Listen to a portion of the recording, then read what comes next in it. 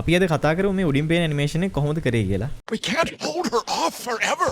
I know, but think about what she'd do if she found out. මේ dialogue shot එකේ තියෙන voice clip එක හොයාගත්තේ මම 2024 release වුණ ස්පෙල් බවුන්ඩ් කියන 3D ඇනිමේෂන් මූවි එකකින්. ඒකේ මේ කොටසට අදාළ ඔඩියෝ ක්ලිප් එක අරගෙන vocal remove and isolation කියන වෙබ්සයිට් එක පාවිච්චි කරලා තමයි ඒකේ මියුසික් අයින් කරලා ටූන් බූන් හාමෙට ඉම්පෝර්ට් කරගත්තේ. ඒ අතර ආරේ ගම්රෝඩ් කියන සයිට් එකට ගිහිල්ලා මේ වොයිස් එකට ගැලපෙන 2D character rigs දෙකකුත් තෝරගත්තා. සයිට් එකේ ගොඩක් rigs තියෙනවා. මම තෝරගත්තේ කසුන් ජයමාන rig කරපු මේ bird and bear කියන characters දෙක.